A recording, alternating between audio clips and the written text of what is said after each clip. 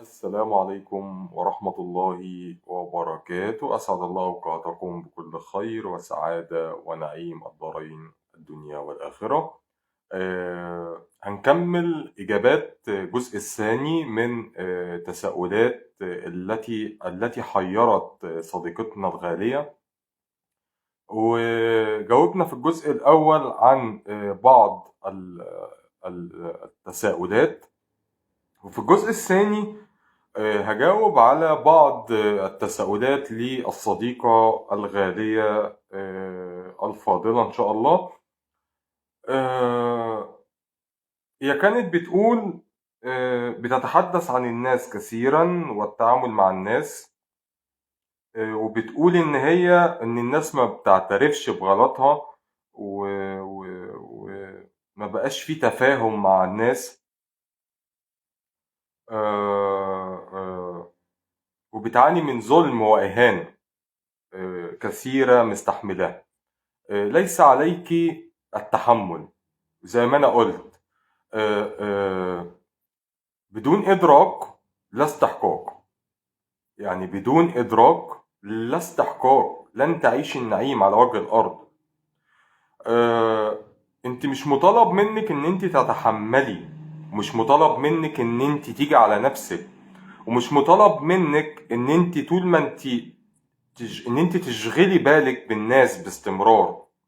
لأن باختصار شديد، لو أنا عندي إدراك ومعرفة بما يحدث حولي، وإن أنا مطورة نفسي وذاتي، وده اللي إحنا بنحاول نعمله وبحاول أقدمه، إن أنا أدي للناس وعي وإدراك عشان يقدر يطور نفسه ذاتيا أولا، يكون هناك تطوير للذات الإنسانية أولا، ثم بعد ذلك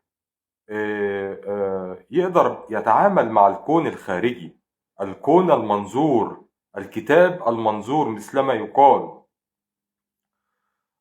الناس عامة أغلبهم ما يشغلكيش في حاجة. أنا ركز على نفسي الأول. يا أيها الذين آمنوا عليكم أنفسكم لا يضركم من ضل إذ اهتديتم. يبقى أنا القصة عندي في ذاتي، في نفسي، أطورها الأول، يكون عندي وعي وإدراك. ليه؟ عشان أقدر أتعامل مع الكون، أقدر أتعامل مع الأشخاص. أه طول ما أنت شاغلة بالك بالناس، اعرفي إن بداية الفشل، وبقولها دايما للسادة المتدربين عندي والسيدات المتدربات، بقول لهم دايما إن بداية الفشل هو تتبع خطوات الآخر. بداية الفشل هو الانشغال بالغير.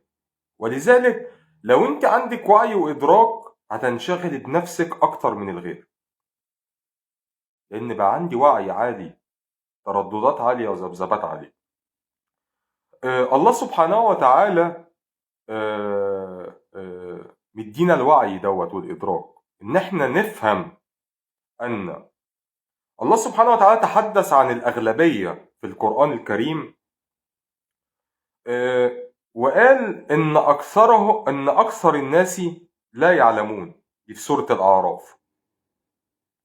وقال إن أكثر الناس لا يشكرون في سورة البقرة.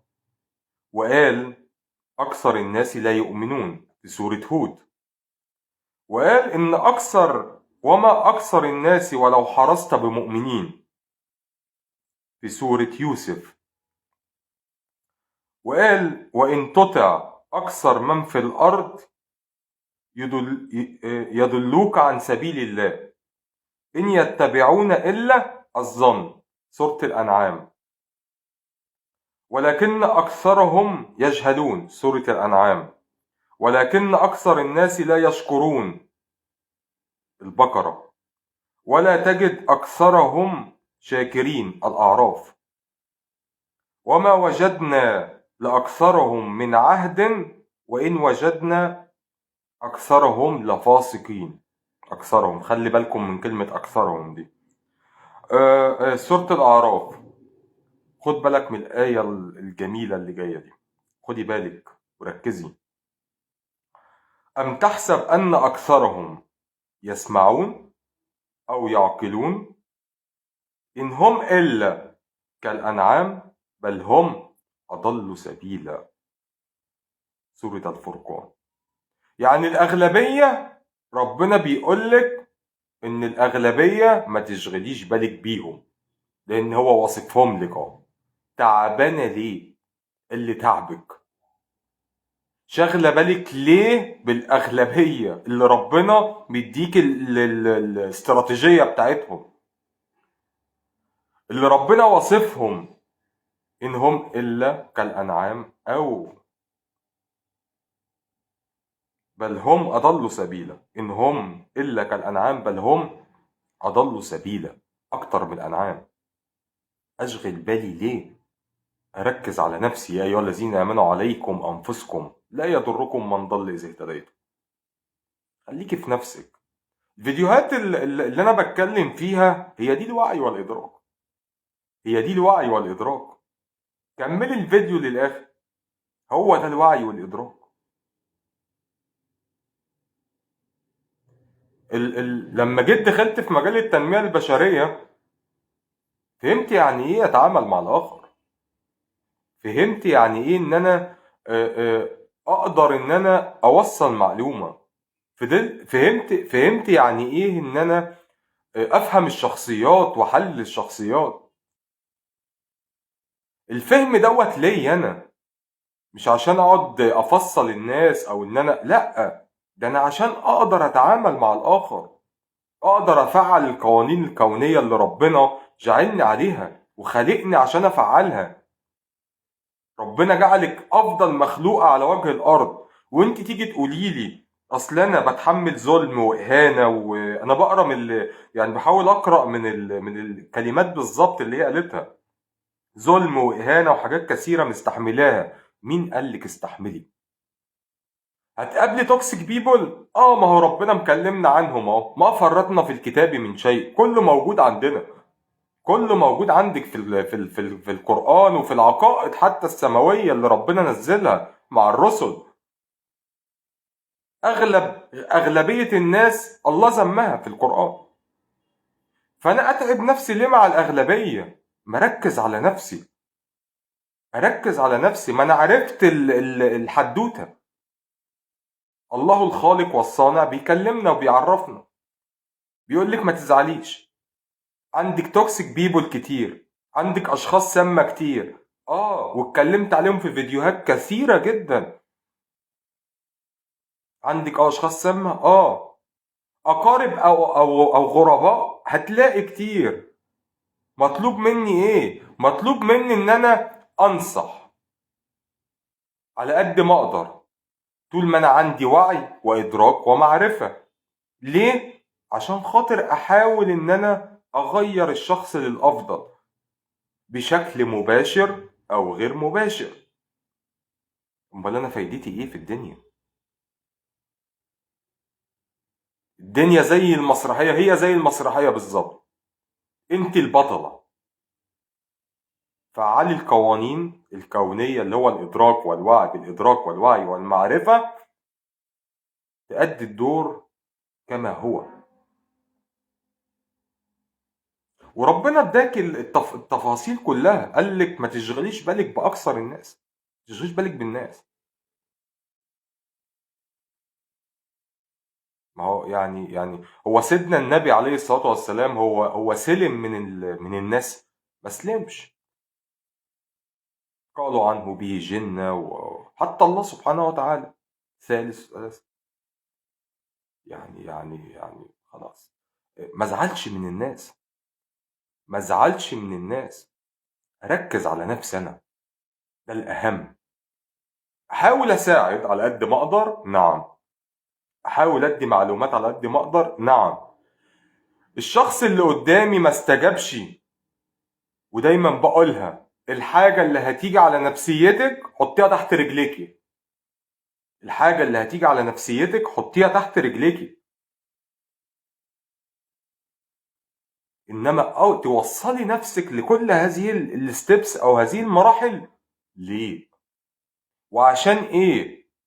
عشان كده كنت دايما بقول وبنادي دايما بثقافة ليه انا مستحملة، ليه انا في الخطوة دي، ليه انا في المرحلة دي. لو سألت نفسك بثقافة ليه ديت، السؤال ليه انا كده، ليه انا كده، هتتغيري، هتلاقي في تغيير. انما توصلي نفسك للستيب دي، حرام عليك كتير. علاقة سامة هنصح مرة واتنين وتلاتة، بعد كده باي باي.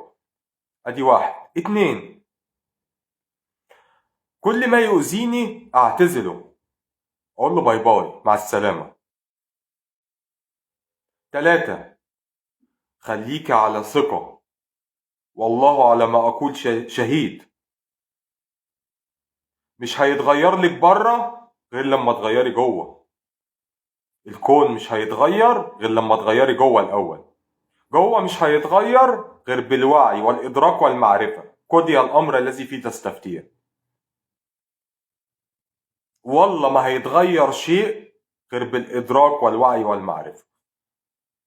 يعني ايه ادراك ووعي معرفة يا كوتش هيثم؟ انت كل شوية تقول لنا الموضوع ده. ان انا لو شفت دكتور هيثم او الكوتش هيثم طالع في فيديو بيقدم معلومة، ممكن كلمة تغير لي الطريق. وقد حدثت معي يوما ما، حصلت معايا يوما ما، كلمة سمعتها غيرت لي الطريق. اللي عنده وعي وإدراك يفهم ذلك جيدا، إن ممكن كلمة تغير الطريق، تحقق المستحيلات. لذلك يبقى أنا قلت إن أنت تركز على نفسك، وعي وإدراك ومعرفة، والكون مش هيتغير غير لما تغيري جوه بالإدراك والوعي والمعرفة. وخدي بالك إن حضرتك كل كلمة من اللي أنت قلتيها دلوقتي، جسمك بيتعامل بناء على الأفكار والمشاعر والكلمات التي تتحدثي بها. فجسمك دلوقتي انت اديتي إشارة لجسمك عن طريق العقل والمخ، بيترجمها الجسم يأس وظلم وإهانة مش كده وبس. الكون طاقة واعية، زي ما أنا قلت كثيرا وتحدثت في هذا الأمر. الكون طاقة واعية يستجيب للأفكار والمشاعر والكلمات. يعني انت عايز تقول لي ان الكون كل ما انا هقول انا مظلومة هتظلم اكتر؟ اه لان انت اللي عاملة في نفسك كده. انت ما عندكيش ادراك ووعي. خلي في ادراك ووعي. اول ما يحدث الادراك والوعي هيحدث التغيير الداخلي وينعكس على الكون باكمله. انت لو عندك لو بدأت في عملية او رحلة الادراك والوعي والمعرفة في تطوير ذاتك، لن يشغلك اي شيء. لان انا فاهمة الاستراتيجية بتاعت اللي قدامي، فاهمة شخصيته، فاهمة نظراته، فاهمة ايماءاته، حركاته وسكناته حتى. هيشغلك ايه؟ ما انا فاهم اللي قدامي. بدأت اضع مسمى لما يحدث.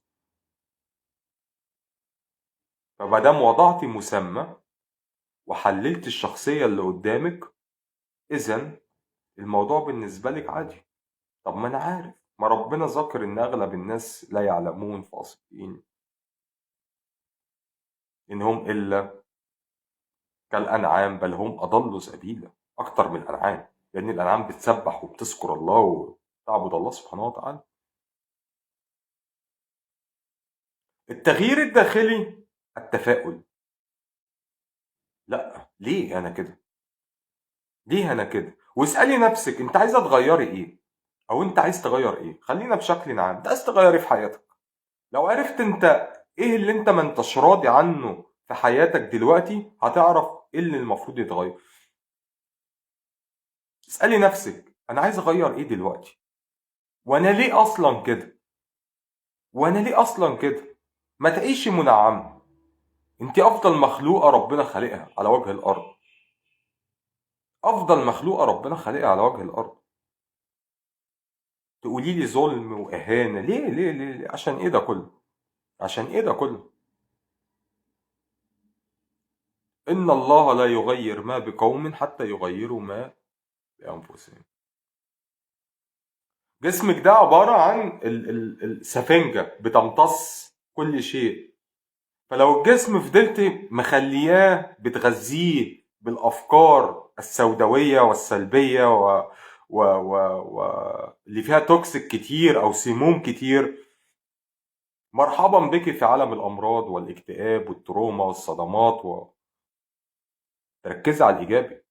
ولذلك سيدنا النبي عليه الصلاة والسلام كان بيقول لك تفاءلوا بالخير تجدوه. وفعلا أثبتت علميا إن أنا التوكيدات الإيجابية اليومية تجعلني في صحة جيدة وتجذب إلي الخيرات والنعيم. طب ليه ما تجربي؟ ما تعمليش كده ليه؟ ما تعملي كده وجربي. علاقة سامة، انصحي مرة واتنين وتلاتة وباي باي. اضحكي وباي باي. وللمرة المليون، تاني للمرة المليون، الباب اللي يتقفل اوعى تفتحيه. للمرة المليون، وبقولها دايما للسادة المتدربين والسيدات المتدربات عندي، للمرة المليون، الباب اللي يتقفل اوعى تفتحيه. اقفليه بإقفال وحطي جبس وأسمنت. ولو ترك هذا الباب مرة أخرى، لو حد خبط لك عليه اوعى تفتحيه. وركزي على الأبواب التي ستفتح. والله والله عوض ربنا بيبقى كبير جدا جدا جدا. بس تركزي على الإيجابي وتسيبك من اللي اتقفل. مشكلتنا في المجتمعات العربية عامة إن إحنا بنندم على الماضي ومركزين في المستقبل اللي هو بإيد الله سبحانه وتعالى. وربنا مش عايز مننا أكتر إن إحنا نستمتع بالآن، بقوة الآن، بطاقة الآن، باللحظة اللي انت فيها. استمتعي بيها. لازم تستمتعي باللحظة اللي انت فيها، رغم المشاكل، رغم الآلام، رغم الآلام. هو انت احسن من سيدنا النبي الذي قيل فيه وقيل. سيدنا يوسف، ايه قصة سيدنا يوسف، وعملت فيديو قبل كده عن الموضوع بتاع قصة سيدنا يوسف وقد ايه استحمل.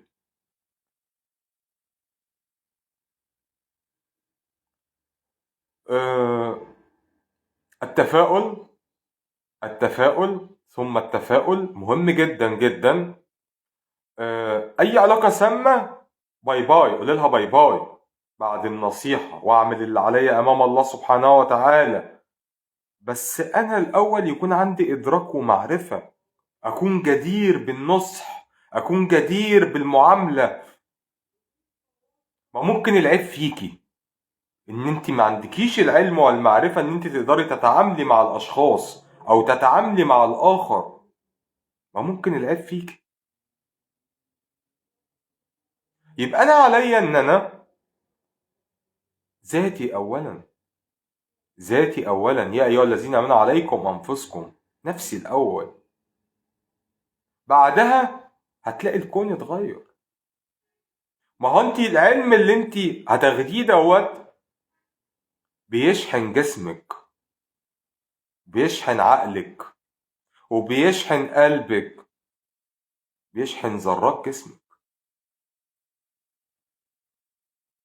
هتقدري تتعاملي بكل سهولة مع الآخر لأن انت فاهماه. فمادام فاهمة، خلاص، المعروف عرفا كالمشروط شرط. عرفت اللي قدامي، خلاص ازعل ليه؟ وازعل ليه وربنا مكلمني عن الأغلبية؟ وازعل ليه لما انا شفت قصص الأنبياء والرسل والمعاناة؟ ولكن النجاح كان أكيد، النجاح كان ساحق ومؤكد. ليه؟ لان هم اصحاب رسالة وفهموا الدنيا وفهموا الاشخاص وفهموا يحللوا الاشخاص ازاي، وفهموا من اول نظرة. زي ما انا كنت عامل ورشة العمل بتاعت البادي لانجوج، يا ريت حضرتك تتابعيها عشان تفهمي الاشخاص صح من غير ما يتكلموا. ما عليك ان انت شفت في كلامك ان انت كل اللي شغلك الناس، شغلني الناس، شغلني الناس. ربنا بيقول لسيدنا النبي: لست عليهم بمسيطر. ما تسيطريش على حد، انا بنصح بس، انما ان انا عايزاه لا لازم ان انت تتغير، دي مش بتاعتك. انك لا تهدي من احببت ولكن الله يهدي من يشاء، للي عايز، للي عايز. فهي مش بتاعتك، انا بنصح. طب انا دلوقتي نصحت يا كوتش هيثم، واللي قدامي مش عايز برضه يستجيب، باي باي. ثقافة باي باي وثقافة ليه باي باي. اتبعي ثقافة باي باي، مادام هتيجي على نفسيتك وهتضرك. يا ريت، يا ريت آه، نتحلى بالوعي والإدراك والمعرفة. مهم جدا. يا رب أكون جاوبتلك على كل أسئلتك. الأغلبية زي ما أنا قلتلك. حتة ال ما بيعترفوش بغلطهم. حتة إن أنت بتقولي لي ما بيعترفوش بغلطهم، وعندهم ما بيتفهموش. الله سبحانه وتعالى بينصح سيدنا رسول الله صلى الله عليه وسلم، بيقول له: ولقد نعلم أنك يضيق صدرك بما يقولون فسبح بحمد ربك وكن من الساجدين. طبعا الاستراتيجية دي مهمة جدا، مهمة جدا.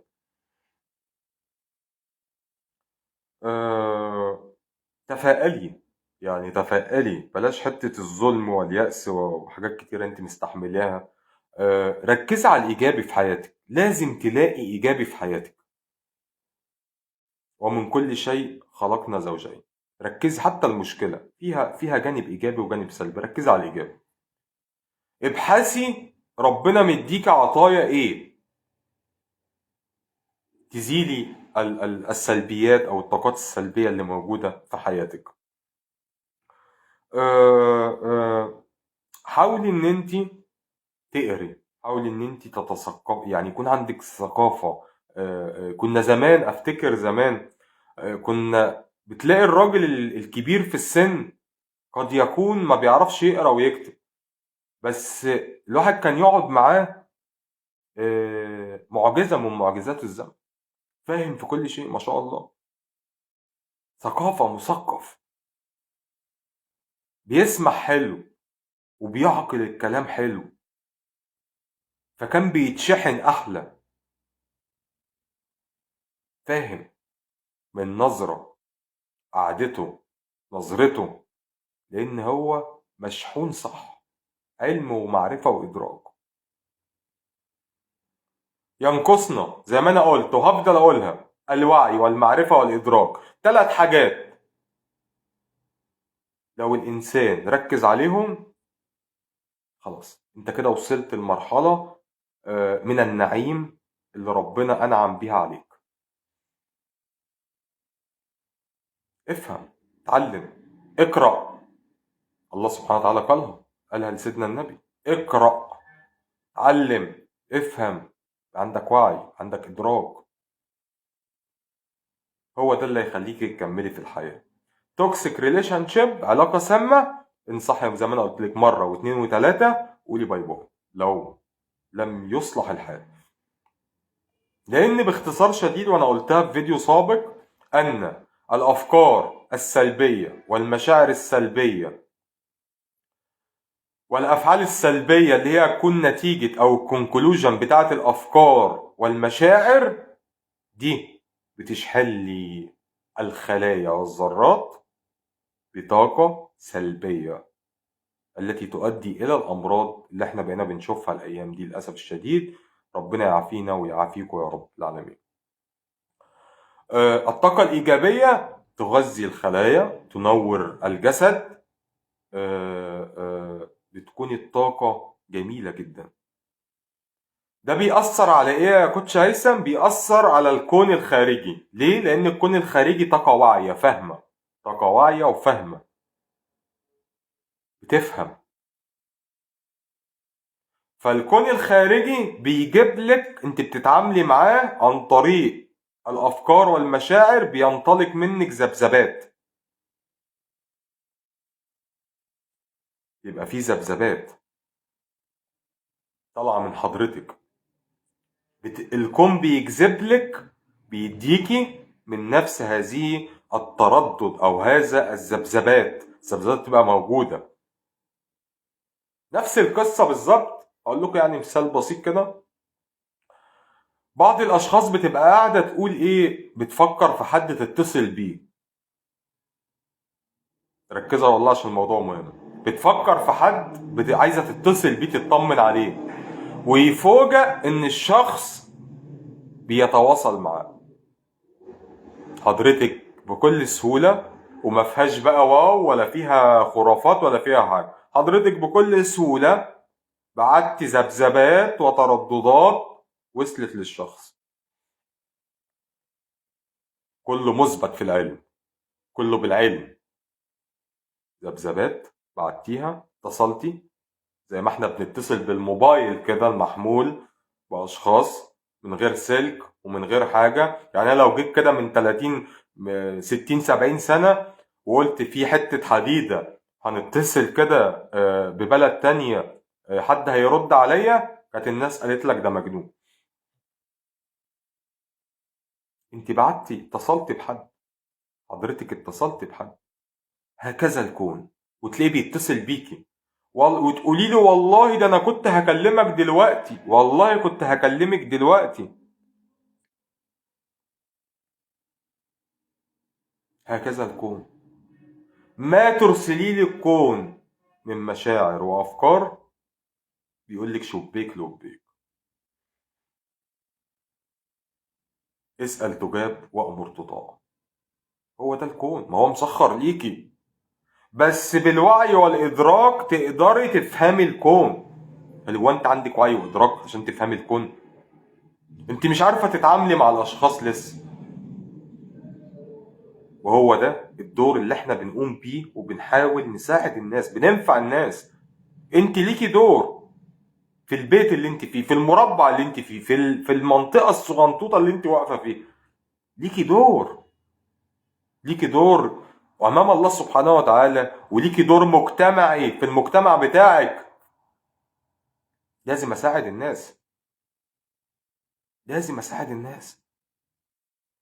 التكافل المجتمعي والتكافل النفسي والروحي وجو المحبة لازم ان هو يكون موجود. هو ده لازم يكون موجود. كل واحد عليه دور، كل واحد عليه دور. تشغليش بالك بحد، ركزي في نفسك. ايه اللي انت عايزه تغيريه وابدأي غيريه. ايه اللي مش راضيكي في الوقت الحالي واتخذي قرار لازم يتغير.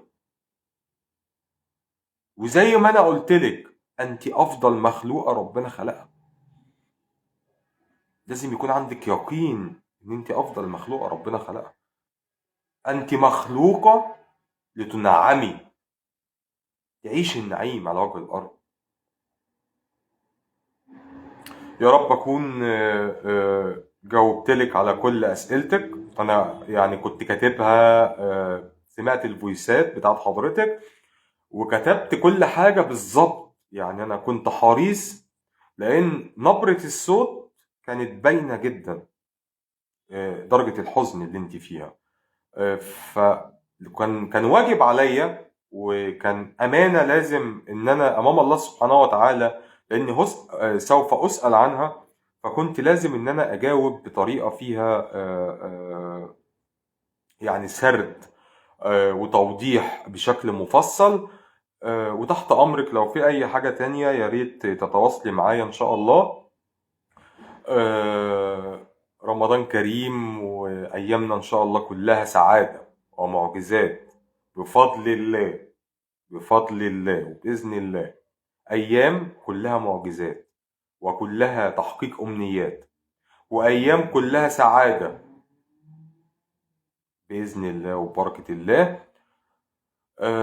ألقاكم إن شاء الله على خير ومع بعض في رحلة الإدراك والوعي والمعرفة اللي ربنا أمرنا بيها، وهنفضل مكملين عشان نسعد بالكون ونسعد بالحياة اللي احنا عايشينها بإذن الله.